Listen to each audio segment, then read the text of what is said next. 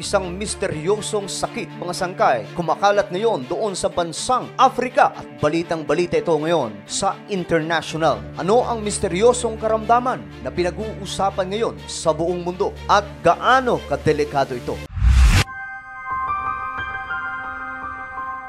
Hello, what's up mga sangkay? This is me, Sangkay Janjana. I'm back for another vlog today. Nakapupulutan po ng kaalaman at aral. Huwag niyo pong kalilimutan, syempre, na i-subscribe yung ating YouTube channel, i-click ang bell, at i-click niyo po yung all. At sa mga nanonood po sa Facebook, i-follow niyo po yung ating Facebook page. Isa pong masamang balita ang mga sangkay ang pinag-uusapan ngayon sa iba't ibang panig ng ating mundo. Ang pagkalat po ng isang matindi at misteryosong karamdaman doon po sa Africa.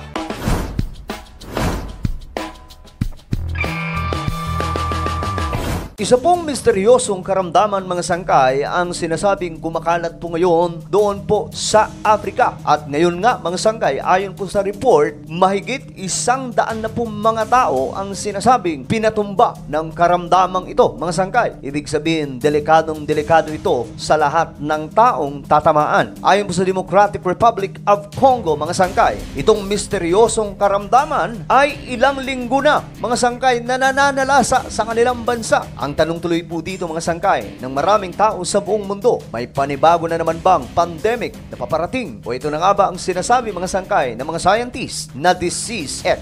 Naging usap-usapan kasi mga sangkay itong pasabog noon ng mga scientists na may paparating daw po na mas delikado pang pandemya sa ating planeta. Alam po natin mga sangkay kung gaano kalala ang nangyari noong 2019 hanggang 2020 up to 2021. Kung papaano po nanalasa mga sangkay itong matinding karamdaman na nag-cause ng pandemya sa buong mundo na nagsimula lamang mga sangkay doon sa China. Nagkaroon po ng pagsasara ang lahat ng mga kumpanya sa buong mundo. Maging ang mga kakalsadaan noong taong 2020 ay senarado mga sangkay. Nagkaroon po ng malawakang lockdown sa buong mundo. Grabe po ang nangyari mga sangkay. Ito po ay hindi malilimutan natin na hanggang sa pagtanda ay maaalala po natin ang pandemya na naranasan po natin lalong-lalo na po sa taong 2020. At ngayon na naman mga sangkay, usap-usapan po itong matinding karamdaman na wala pa nga po mga sangkay matawag na pangalan kung ano po ang katawagan nito. Ngayon nga po mga sangkay, mayroon pa pong tinatawag na Mpox doon po sa Africa. At naka-high alert pa rin mga sangkay ang mga otoridad doon dahil po dito sa kumakalat na karamdaman. Tapos mga sangkay, mayroon na naman pong bago. So ano po ang nangyayari doon sa Africa? Ayon po sa mga otoridad doon mga sangkay, sinabi po nila sa media na sila daw po ay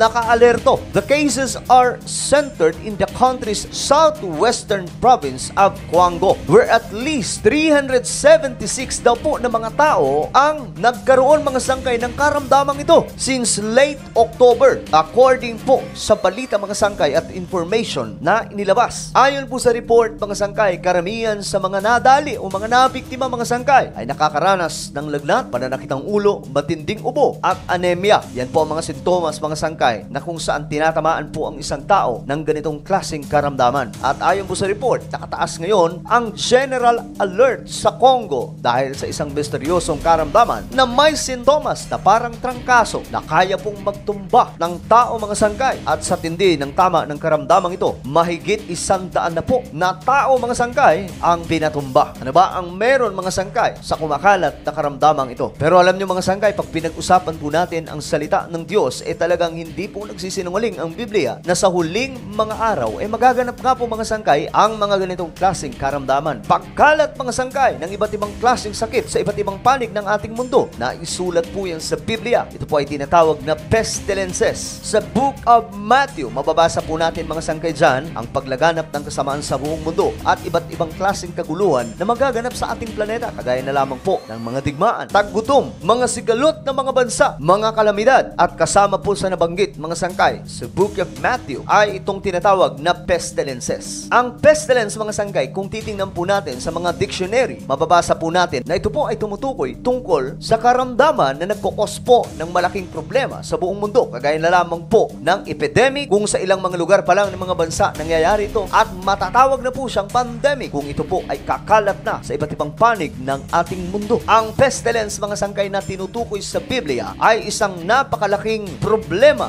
ng buong buong mundo pagdating po sa karamdaman. Na maraming beses mga sangkay, nangyari po ito sa kasaysayan ng tao sa buong mundo na natala po mismo sa Biblia. Maging ang mga Israelita mga sangkay na tinatawag na bayan ng Diyos, tuwing nagkakasala mga sangkay ay nakakaranas po sila ng tinatawag na mass destruction. Isa sa mga nangyayari mga sangkay, nagkakaroon po ng pagkawasak ang mga pananim hanggang sa umaabot po mga sangkay ng taggutom. At maliban dyan, maraming mga tao ang pinapatumba sa iba't ibang klaseng karamdaman. At noon pa, nangyayari na po ito mga sangkay. Kaya nga po ayon sa mga Bible scholars, itong pestilences or tinatawag na pestilence ay isa pong matatawag na deadly disaster na nangyari na po maraming beses sa mga taga-Israel at iba pang mga lahi. Kagaya po ng Egypt noon na umalila sa mga Israelita. Nung time mga sangkay na inutusan si Moses ng ating Panginoong Diyos na palayain itong mga Israelita sa kamay po ni Pharaoh doon po sa Ehipto. Hindi po naniwala si Paraon mga sangkay sa utos ng ating Diyos. Iba't ibang klaseng mga kalamidad o matatawag po natin na pestilence ang tumama sa Ehipto hanggang sa umabot sa punto mga sangkay na mismong mga panganay ng mga Egyptians ang kinuha ng ating Panginoon mga sangkay sa pamamagitan po ng isang pestilence na tumapo po sa buong lugar ng Egypt. Ang mga panganay sa Ehipto mga sangkay, maliban po sa mga panganay ng mga taga-Israel, ay pinatumba ng ating Panginoon. Pestilence mga sangkay is usually a sign of God's judgment on a nation or a people. Ayon po sa Isaiah chapter 45 verse 7, I form light and create darkness. I make well-being and create calamity. I am the Lord who does all these things. Malinaw ang sinasabi ng Biblia mga sangkay. Siya daw po ay ang liwanag na kayang mag-create ng kadiliman at siya rin daw po ang lumilikha ng mga kalamidad para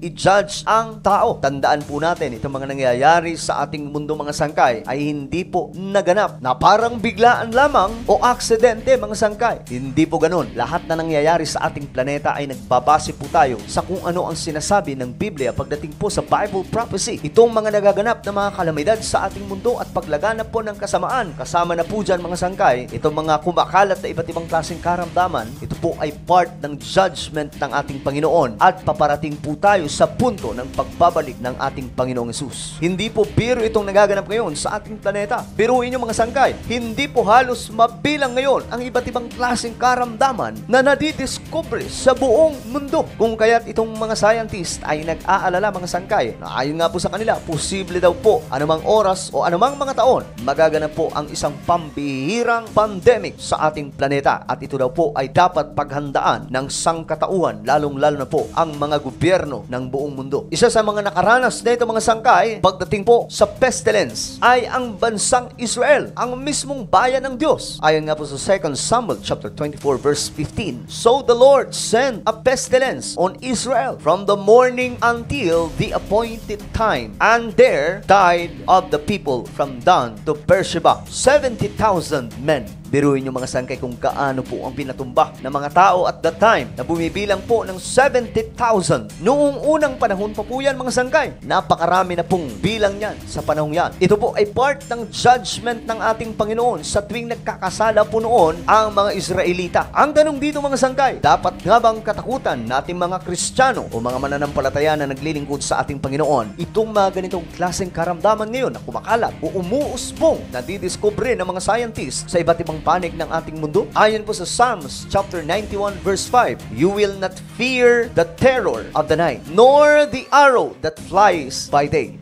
Hindi daw po dapat tayong matakot sa mga ganitong klaseng o misteryosong mga nangyayari sa ating mundo na tinatawag po itong mga sangkay ng mga terror of the night o mga delikadong bagay na gawa ng kadiliman mga sangkay na lumilipad sa araw. Malamang mga sangkay, isa sa mga tinutukoy dito, itong mga gawa ng demonic forces na nangyayari sa ating mundo. Kagaya po ng paglaganap mga sangkay ng iba't ibang klaseng karamdaman at iba pang gawa ni Satanas sa ating planeta mga sangkay na nagdudulot po ng kaguluhan sa ating mundo. Hindi daw po dapat tayo matakot. Bakit mga sangkay? Ang ating dakilang Diyos na pinaglilingkuran ay higit na makapangyarihan mga sangkay at hindi po kayang pantayan ang anumang lakas ng kapangyarihan ng kadiliman sapagkat kahit anong gawin nila, sila pa rin po ay saklaw ng kapangyarihan ng Diyos at hindi po nila kayang tapatan ang kapangyarihan ng ating Panginoon na naglikha sa lahat ng bagay at sa buong kalawakan. Kung titingnan po natin ang ating kalawakan mga sangkay, lahat ng stars lahat ng planeta, lahat po ng mga araw, galaxy, buong universe, nilikha po yan ng ating Panginoon. At sino naman mga sangkay? Ang puwersa ng kadiliman para tapatan ang dakilang Diyos na naglikha ng lahat, maging kay Satan, Lucifer. Ano po ang inyong opinion sa ating napag-usapan ngayon? Just comment down below. Huwag niyo pong kalimutan na i-subscribe yung ating YouTube channel.